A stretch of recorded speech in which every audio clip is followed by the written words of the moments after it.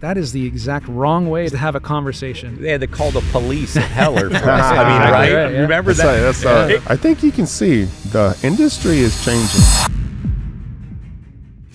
Emo 2023, So good. crazy, right? Yeah. Incredible. It was trip. nuts. Yeah. It was nuts. Truly, crowds were crazy. Yep. You know, what did they say? I think they said the last time we went, there was like 27 booths. This time it's like 17. But in terms of the total attendance at what we did, Yeah. we were ridiculous. Yeah, incredible. It was absolutely really good. crazy. Yeah, I heard like as far as like, you know, just people actually, what do you call it, vendors and stuff is like 40% less. Right.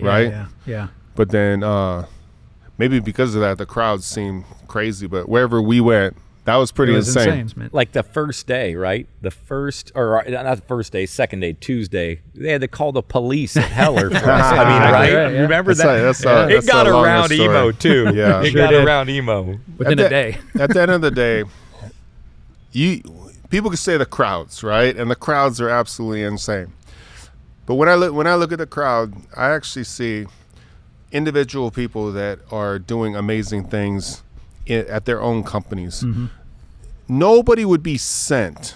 Nobody would pay the money to actually go to the biggest machine tool show in Germany, in the world, if they weren't actually a leader or legitimate machinist For sure. at a top production facility, prototype facility, whatever they do, Yeah, right? absolutely. So you can see hundreds or thousands of people, but each individual one is a special person on their own path. So when I look out and I just see all of these people, like, I'm truly humbled. Now looking at like emo and looking at how small it was this time, Right. Yeah. noticeable. reduced. All these buildings we used to go in, and now they're empty. Yep. I think you can see the industry is changing. Oh man, I'm excited because we're gonna prove right now that we actually listen to you guys in the comments. Every time we do incredible videos and we talk about incredible things and talk about the industry and machining and setting up and all of it, you guys in the comments, you're always asking us to make longer videos. But there's other people that want the shorter videos, so we're doing both. So right here, you're watching an 8-minute version of a 46-minute video. So enjoy the 8-minute version, but for those that want to see more, they want to learn more about the industry, about tooling and fixturing and just machinists talking about machining, we made a new channel for you, Titans of CNC Podcast, where we put the long form videos on there so you guys can watch the entire video. And please help us bring awareness to this entire industry. You can do that by hitting the subscribe button. Hit the subscribe button, hit the like button, put your comments down there. Titans of CNC Podcast, long form.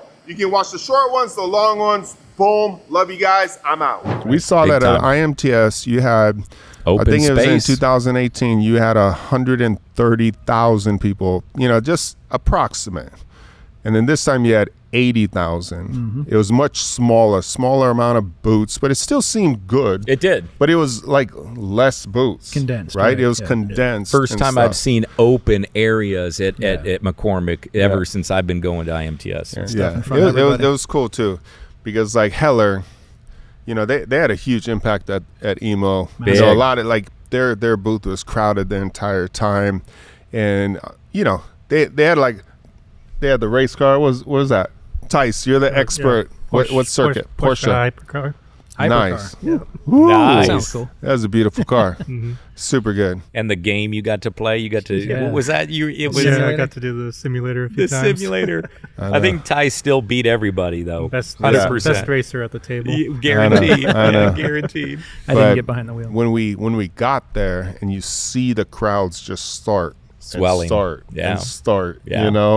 and I think even Thorsten, I think everybody was like looking around and like it was insane. Like it was blocking the aisles. People couldn't great. get through the security. Like they literally, the booths, I heard all of them were complaining. Security was called. They actually had the police show up Cops showed from up. calls, Yeah, like it's actual crazy. cops and like You not can't just the be doing security. this. You can't be blocking the aisles. Exactly. It's not our fault.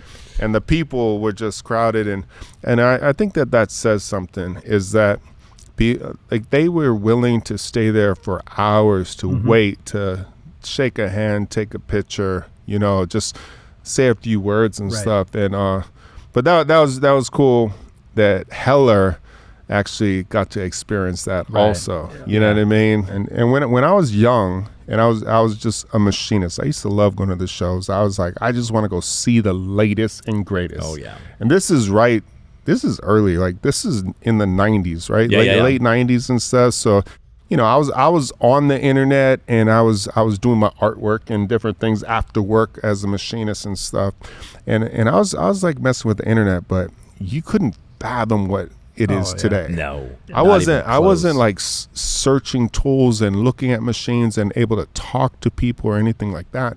Today's a whole different world. Like everything is changing. So as you see companies like Sandvik and even DMG Mori on some of the shows and different things, like leaving Yeah. the trade shows, Right. you can Leaving the see shows. that Yep. they're just going to keep dying. Travis was just in Canada, and it was a much smaller show. Yeah. So much so that they put everything kind of in one building instead of having like machine tools and then tools. Like it breaks and down at stuff. IMTS, yeah. And it was the same thing. So worldwide, it's just getting smaller. But it makes perfect sense because now, just our Facebook group, what is it, 75,000 Yeah, people or 75,000. something? Yep. And it's like everybody talks to everybody. So you're like, hey, what tool should I do? I broke this end mill. How can I fix this? What kind of thread mill? This and this. Yep. And it's like just in that one group, there's so much knowledge and wisdom being passed around. Nobody goes to these shows anymore to actually purchase something. They already know what they're going to get. They're going to go there, talk to people. It's sexy and look around and have dinners and do the shows and stuff. But they already know what they're going to purchase because 100%. before that, they've actually talked to people in our groups, talked to us, talked to their peers around the world that have the different machines and asked the right questions. Does it break down? Right. What kind of power? What kind of torque? What kind of this? They look them up. They watch YouTube videos. They see it cutting Inconel. They watch our parts. They see this thing running Inconel titanium, and they're like, okay, it's possible. Now let me look at the background. Now let me go talk to all of the users and see what they actually say. I want to know the truth about it. So I think trade shows, man, they're on their way out. Right. And Absolutely. And now we have stuff like CNC Expert where you can talk with people about exactly what you said about the Facebook group. CNCEXPERT.com. Thank you, Oh, Tyson. Good lead right there. Good Do I have to give lead. him 10 or 20 bucks for that? Yeah, right. Yeah, no, it's huge, man. I mean, what you're saying, the access to information has never been how it is today. Yeah. And I think that all these companies, and you see it in every industry, but I think especially in machine tools and in this industry for machining, all these companies have come in and they've been around forever. They're old school companies. Old school. And the way that they used to sell, with the salesperson going to the location, building a relationship, that's great, and that's still necessary as far as the relationship goes. Yep. But the way that that's built is completely different. Yep. So when people come in and they have this access to information, they don't now need for the salesperson to tell them everything. And it's kind of a two-edged sword, right? A lot of these companies have said we were slow to adopt social media because I'm afraid of what the people might say about us. Yeah. You know, yes, there's going to be good. They don't allow comments. Exactly. Yeah. They shut down the comments, and it's like that is the exact wrong way to do social media. The whole point of it is to have a conversation. Open conversation. And I think that's, Unbiased. in an other industry example, Domino's Pizza did that. So Domino's had a massive brand issue, like crappy pizza. The boxes would be open. People were putting these pictures online. And it was all this negativity.